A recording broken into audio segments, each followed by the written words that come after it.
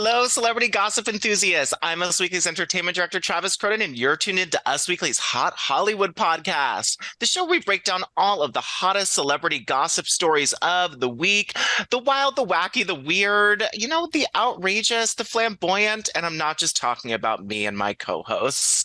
Well, couldn't do this by myself. We have Arbiter of Beauty and Style. She's hot and smart. It's Gwen Flamberg. I mean, I love that introduction, Travis. You two are all the things. Hi, guys. It's great to be here. Oh my God. A good thing we have a co-pilot who is also hot and smart. It is baby woman Sarah Heron, fresh off her trip to Nassau, Bahamas, Paradise Island. Welcome home. Wow, thank you so much. I'm so happy to be here with my hot and smart friends and colleagues and co-hosts. And audience, our whole audience. Yes. So hot and so smart. The hottest and the smartest. You are all hot and smart today. And we may have some hot and smart people in these news topics, but we definitely have people who are neither of the two. But before we get into the stories, let us start with our woes of the week. These are the stories that just made my co-hosts and I grab our proverbial pearls and clutch them oh so tightly because we were shocked. Gwen, baby woman, why don't you start us off today and tell us what made you personally go whoa this week? Well, I don't know what your guys' TikTok for you pages look like these days, but mine is just Taylor Swift, Taylor Swift, Taylor Swift, Kelsey Ballerini, Taylor Swift, Taylor Swift, Taylor Swift. The Eras Tour kicked off in Arizona. And my God, it was just video after video. She opens up with Miss Americana, like who saw that coming, right into Cruel Summer. She does 44 songs. It's 3-hour plus show. We'll get to the costumes because I have a feeling someone on this Zoom has something to say about those. But just from the energy, the set list, there's a few, Justice for Speak Now. I don't know how there's only one Speak Now song on there and only one song from debut, but she's also changing at least 2 songs every show based on the opening weekend. And I just cannot stop thinking about what are the special songs at my show going to be on May 29th at MetLife. And I'm just so impressed. I knew I would be impressed, but now it just feels so real and I'm in my Taylor Swift feels and I just love it so much. I have to say, I'm just going to use this also as my woe because really, there's not much else to talk about this week. I was just knocked out by the show. My one issue before I get into what really made me crazy is that I don't really love her choice of the songs from Midnights. I love that she is working so hard with the 4 albums that she's covering. And I can't even believe that she plays for 3+ hours. Crazy. But Justice for Maroon. Where is Maroon? I need my favorite song. What made me go, whoa, though, you guys, the fashion. I can't take it. Mini dresses, faux fur coats, sparkly boots. You know that every single boot and shoe on the tour are custom Louboutins. Of course, you can see when she puts her feet up because the soles are red. But, it's they're all custom knee boots, the ankle boots. They're out of control, amazing. It's all designer clothes on this tour. She wears Oscar de la Renta. She wears Versace, even more. Now, what really blew me away, so woe-worthy, she changes costumes show to show. What? All right, we saw Harry Styles do this to great acclaim, but he wears one outfit, one look through the whole concert. She changes into 8 looks. How the heck is she going to keep this up? This is it's fashion history for a rock or pop show.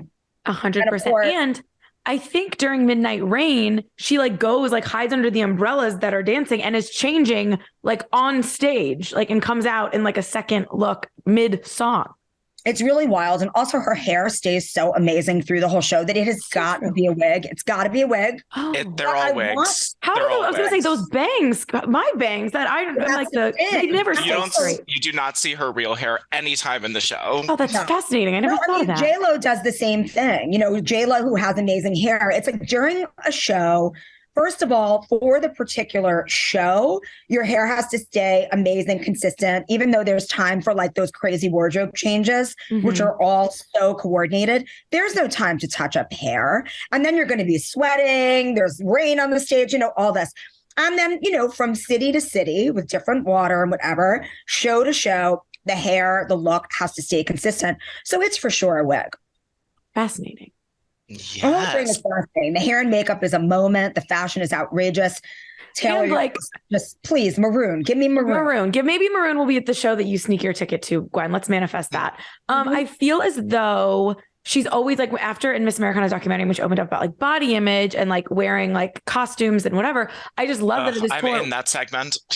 Oh yes, well, tough. Nikki, what's it called? Glazer. Nikki Glazer. I forgot to trigger. I forgot about that. But like, just seeing her, I mean, she looks great, and she's just still rocking a lot of these outfits that are like paying tribute to past eras, and now like looks like a healthy, awesome rock star in sparkles. And my whole Instagram algorithm ads are just sparkly boots. So I guess I'm gonna have to buy a pair for the show. Oh my God. I hope I get a ticket, because it's like seeing my wardrobe on the stage. It's like every single thing that I own Taylor Swift wears. Rhinestone fringe, bedazzled boots, faux fur jackets, weave, spray tan, leggings with crystals on them. I'm ready for the Eras tour. I just love all the fans getting dressed up. It's like it's what I want to see people wearing everywhere they go, not just a Taylor Swift concert. So it really feels like a dream come true. But that is not my woe. My woe has to do with Nick Cannon and his quotes about a possible 13th child. He told the Shade Room, which if you don't follow the Shade Room, you definitely should. They're fantastic and so funny. Nick Cannon told the Shade Room, when I was with Christina Milian doing the iconic movie, I added that in, Love Don't Cost a Thing. I remember I found out that she was pregnant years later, and I was like, dang, man, but I was so happy for her. They both dated when they were in their early 20s, and Nick Cannon said, I remember we wanted kids so early on, and we talked about that, but to each his own. And now having 12 kids and then regretting not having a 13th is just wild behavior, and just made me go, whoa. I know he's feeding into what all of us are saying about him and really trying to stir us up, but like the narcissism for 13 kids, there's too much traffic, Nick Cannon. Just think of the traffic at least. I don't know. Also, like, shout out to Christina Milian for dodging the biggest bullet on the planet, and for just being great in whichever Bring It On movie she's in. In It to Win It. No. All or Nothing. Right, maybe it's one of those two. Okay. It's with Solange. No, Solange is the one with Haley Pantier. She is in Fight to the Finish, the 5th one. Oh, yeah. Oh, I love Christina Milian. I always will. I think she's so beautiful. And she's just a lovely person. Well, let us get into some of the news. I had to open with this one because when I first started Us Weekly, one of my jobs was chasing Amanda Bynes all over New York City. And it was a memorable experience, to say the least. But now someone in LA is doing it, because Amanda Bynes has been placed on a psychiatric hold as she was found roaming the streets naked and alone. An eyewitness tells TMZ Amanda was seen walking near downtown LA early Sunday morning without any clothes. We're told Amanda waved a car down, telling the driver she was coming down from a psychotic episode. Amanda herself then called 911. Law enforcement sources say Amanda was taken to a nearby police station where a mental health team determined she was placed on a 5150 psych hold. Sources say Amanda wasn't hurt during the ordeal, and things could have gotten so much worse given the area where she was found, and she is now hospitalized. Now, this is the 1-year anniversary, almost to the day, when Amanda's 9-year conservatorship was officially terminated. Amanda's mother was her conservator starting back in 2013, when it was clear she was having issues with her mental health, and she was diagnosed with bipolar disorder.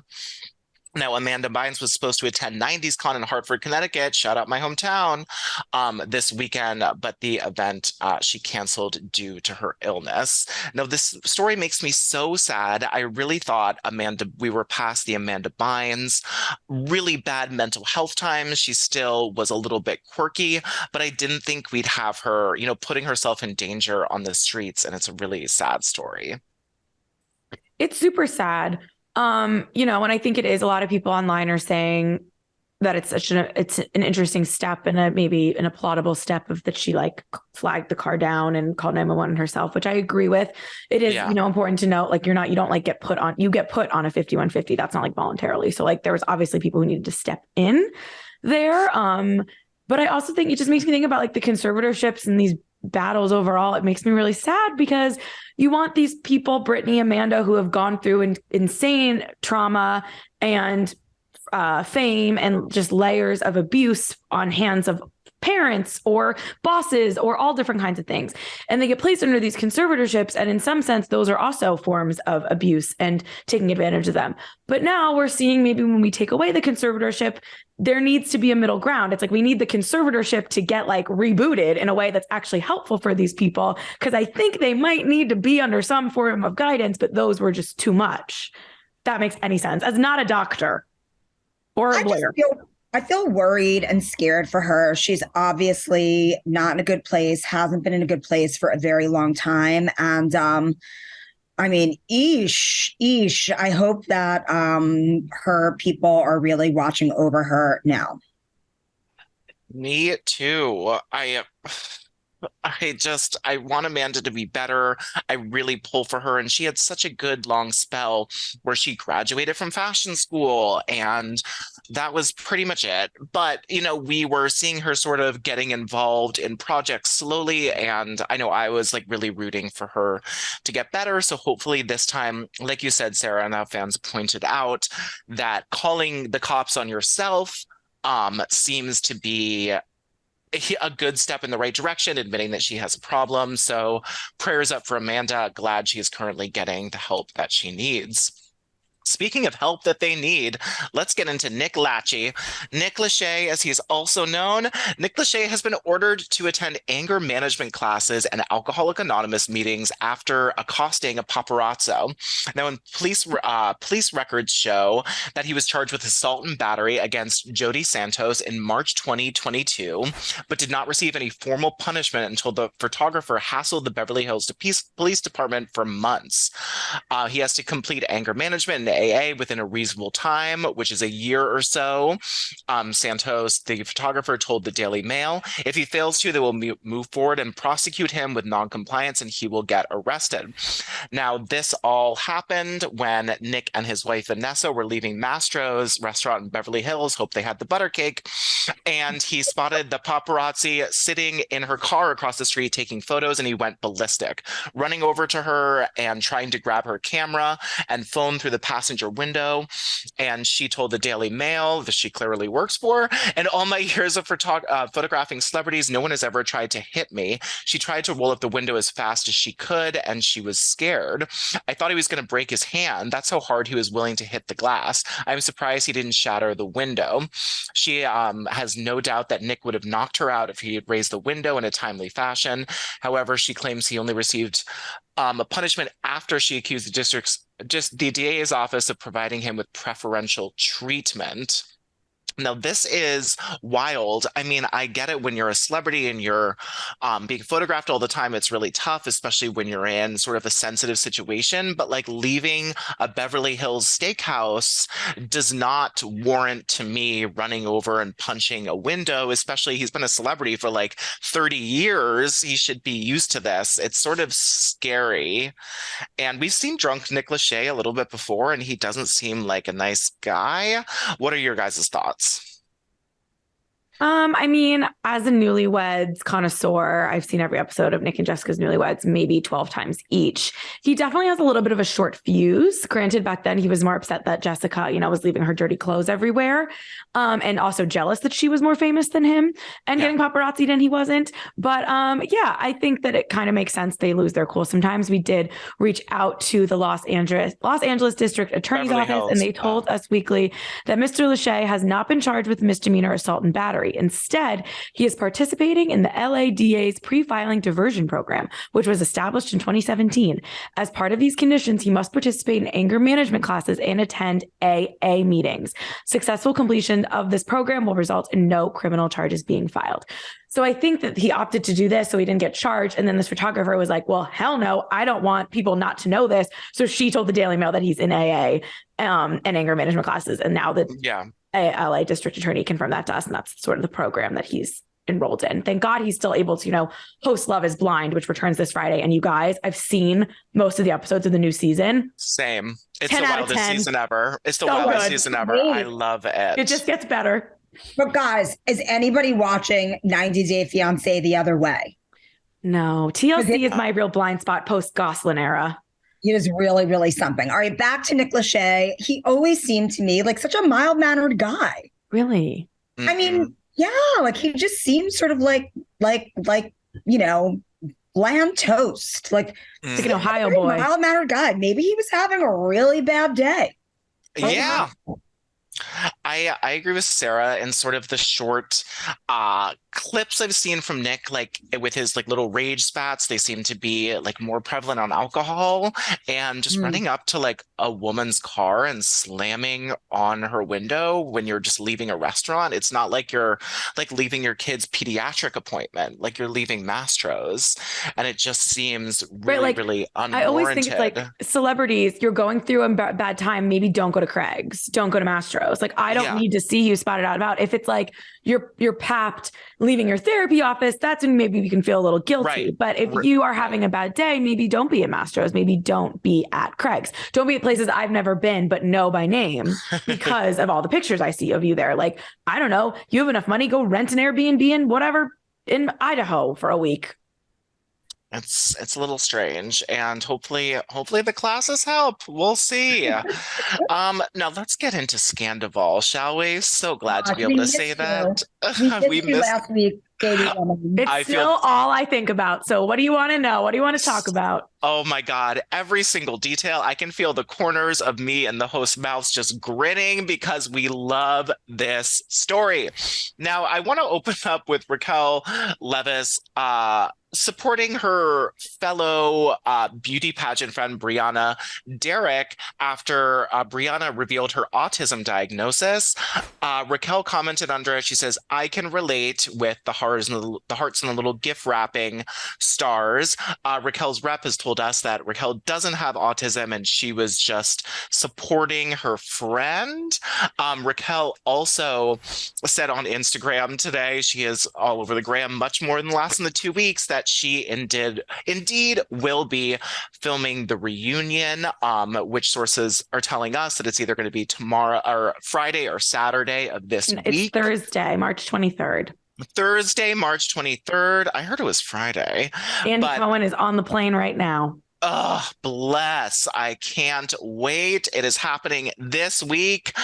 So these are really the two things that I want to talk about. But of course, the mid-season trailer. Sarah, tell us what we need to know about the Scand to the Vol. Well, so first of all, the weird like autism thing was just so bizarre because Raquel has been, as you mentioned, pretty quiet. Obviously, she did her one apology to Ariana and then the like follow-up statement clarifying that her and Tom Sandoval weren't labeling their relationship, which it's like, okay, no one really asked quite yet, Rachel. But she did comment that on Rob Deirdre's wife's post. So everyone was like, is Raquel like implying that she has autism, or is that what's going to come out at the reunion as some sort of explanation for why she's sleeping with everyone's husband, which would have been absolutely insane. So I'm glad that the rep is clearing that up and that we are, not going down that road, because that would have been quite confusing for everyone, I think. But yeah, I think it's Raquel will be there in person. She said it on Instagram. She said it in a statement that begs the question of, will Chyna Marie Shea have to leave the room and be, 100 yards away? She's going to be pissed if that happens. She's going to be so mad. Bravo. Chyna's been on the show since the beginning, but this is Raquel's story. We need Raquel more than we need Chyna, who I literally She can hear you. I think endless for her service. Chyna Shea has given me so much, and I don't want her to go anywhere. But if we're choosing, we need as much Raquel as we can get on this reunion taping. And this restraining order is in place until the hearing on March 29th, which is a full week before this reunion is taping. So I guess they're going to have to play, handlers with who's on stage when. But I'm glad that hopefully they're all there in person, because trigger for the COVID Zoom reunions, not fun. And then the mid-season trailer was everything. It was a combination of clearly scenes that were filmed a while ago that they're now kind of slowing down so we can try to get our hints, which has been so fun watching these episodes. Oh my God, it's like I'm on the foreshadowing, the dramatic irony is the music, so thick. The zooming in. But then we got our first scenes post-Sandoval between Ariana and Tom. Ariana is screaming in one scene, but she simply does. She says, "You don't deserve a tear of mine." Tom is gaslighting her. I have one question, Sarah. How are you? What do you want? No, what do you want? What do you want? For you to die. Like that. This perfect, calm, for you to die. Like, Ariana, bow down. I'm so like, I have so many chills. I cannot wait. I can't believe we have so many more weeks before this reunion will air, but I hope so much leaks tomorrow. Not all of it, but I want like a couple nuggets. Whatever doesn't kill me, better run. That's right, Gwen. And I don't want to wish this on anyone, but my fiance said, he's like, I feel bad saying this, but Ariana is the perfect mouthpiece for something like this to happen to. Yes. She is playing the role of scorned lover so amazingly, and she is just well suited for this role. And I don't want to say it couldn't have happened to a better person because it's so sad and it shouldn't happen to anybody. But if it were to happen to someone, I'm glad it's someone as outspoken and strong, at least on the outside as Ariana. No, I totally agree. And I think like when we watch this all happen with like Kristen Doty or even Stassi, it's polarizing in some sense, because with Kristen, it was like, well, she cheated too and like whatever, and she's nuts. With Stassi, it was like, she's got the sharpest tongue on the planet. Like, obviously, but she made him hang around him for 2 years and not sleep with anyone. It was so stupid and hard to watch. And it becomes like a little like, you can argue maybe one or the other like sides to be had. For this, it's cut and dry. And Ariana, I have all the confidence in the world, is going to handle herself with the perfect mix of like class and grace that we could ever want from someone who works at SUR, which isn't a lot. So just a little, just a smidge, just a little bit, and then savagery, but in like a way that you respect. You know what I mean? Absolutely. Absolutely. I cannot wait for this reunion. It is Ariana's time to shine. And what's so messed up is Tom Sandoval seems to be really, really gaslighting her, saying that their relationship was dead, and seems to be sort of blaming her for the demise of their relationship and isn't taking any onus or responsibility. Quote, we only have sex 4 times a year. Like, I don't know, maybe work on that then instead of screwing Raquel and fangirls. Yes, and Miami Girl. And Miami Girl. Oh, not on her, but same thing. Well, by the way, can confirm is now married with twins and lives in Florida. Oh, good for her. Thank you, Miami Girl. And Still Marie. in Miami. Great. Yeah. I hope her and Adriana do a song together.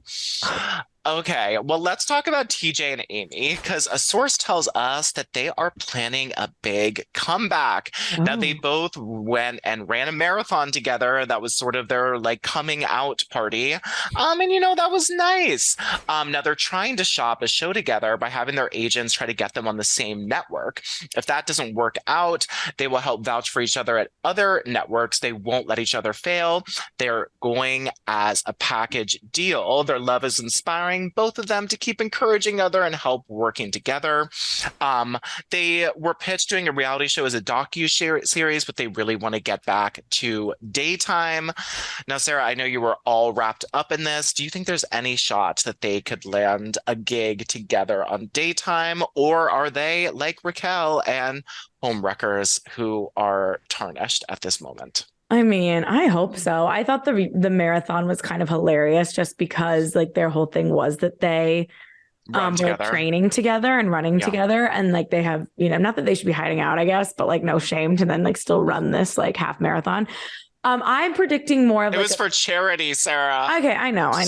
I'm predicting more of a like Facebook watch series. Oh wow, DJ. That's a fall. Something I don't think we're getting, the major networks are not going to want to associate with scandal. Maybe like, I don't know, WeTV or Lifetime, like a network that already, gets emails about potentially scandalous things anyway. It has the PR team in place. Oxygen. TLC. People who used to deal with Tori Spelling on the reg, like your Lifetime, your TLC. But I think maybe more so like Facebook Watch. I think they're going to land somewhere. They're going to do something, but I think it's going to be digital. And I think it's going to be like a enter this lair if you dare, but not throw in your face every day. Right. Maybe Gwen, Patreon. Honestly, they're probably going to get a podcast with a Patreon. Let's be honest. That's probably right. A podcast. It's all the rage. It That's sure the medium is. by which we all live these days. It is so true. Well, I can't wait to see them back together because just watching that first day is going to be in whatever money they get paid for the contract in my book. Let's talk about Giselle. Giselle is still being seen with her jiu-jitsu instructor a whole lot, running in the waves, riding horses, but a source tells us that they are not together. And the Daily Mail reported that she was dating this mega millionaire who was one of Tom Brady's friends, but she is not dating him. Luckily, I didn't have to learn Danny's last name because they are not together. But the source tells us that she's not even ready to date. And she just opened up in a recent interview and talked about how Tom Brady's football career was one factor of the issues that led to their demise of their relationship. And this is sort of the most Giselle has spoken out about their divorce. And I don't know. It sort of felt like all the issues were sort of like Tom being like a selfish jerk. And this was him not leaving football for her was just sort of one egg in the selfish jerk bucket. Did you guys read the interview? Were you interested at all by Giselle's quotes? I did read the interview. I haven't had time to yet, but I'm really excited to because I do think that she really opens up in this interview. And there are things that... Yes, I read the interview. I love anytime we get Queen Bridget Moynihan referenced. And so my favorite parts were the quotes she said. I say to Bridget, I have a great relationship with her. Everything comes in with the work. You have to go through the roller coaster. You have to have moments where you get to sticky points and then you overcome it. She talks about how she still considers Jack obviously a bonus son to her and that he's trying to become a quarterback and follow in Tom's footsteps at the University of Michigan. So she doesn't get to see him as much as she sees, obviously, they're the younger two kids, but she did say, my goal has always been, how can I be the most helpful? How can I make it the easiest I possibly can? I put myself in Bridget's shoes and I'm like, how can I support her? Because at the end of the day, we're team players and how are we going to make it so Jack can have the best life? And I just, I love Queen Bridget Moynihan and this was the justice in some sense that I've been searching for her for the last decade. And to know that Giselle maybe had to humble herself and be like, hey, Bridget, how do you co-parent with Tom? I need to do that now. Makes me happy. I love nothing more than when two ex-wives band together and become BFF. That is an awesome story always. But I can't wait to read the whole piece because it just seems like it goes deep. And I'm psyched for that. I also just think that Giselle seems so much happier now. Just how she looks in photos, how she's speaking up. It's not just about, bad sugars and sort of what we heard about before and her wild routine and sort of dedication to a life of health and fitness. She's was in Carnival, recreating her t-shirt crop top from 20 years ago. She looked amazing. And she just seems like happier and lighter.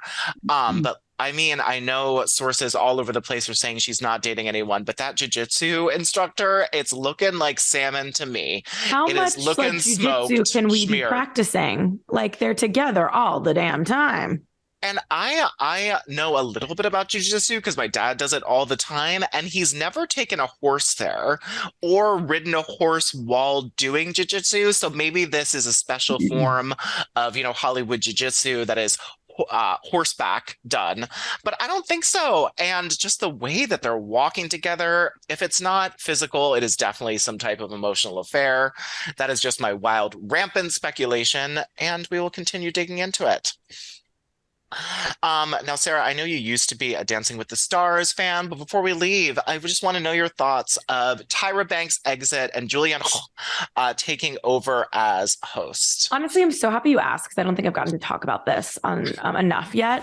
I still am a Dancing with the Stars fan. It depends on the cast, how invested I get, if I just follow the first episode or if I start voting, which most of the times I end up voting. But I will say part of the joy of the last 3 seasons is watching Tyra because she was so bad at the job. And I know that sounds horrible, but it was just hilarious the way she would come out in these costumes that would somehow interrupt the flow of the show. When she would ask a question that made 0 sense and clearly made the celebrity confused and uncomfortable, she would cut the judges off and then tell them it was their fault. And then she would blame everything on production in her ear. It was simply a train wreck you couldn't look away for. And I loved it. So I'm honestly going to miss Tyra. But then I thought, who else has given me joy unintentionally for being slightly off her rocker? And that is Miss Julianne Hough. From the divorce from Brooks Lach to Kinergy, I mean, she, and also probably, obviously knows a lot about dancing and Dancing with the Stars.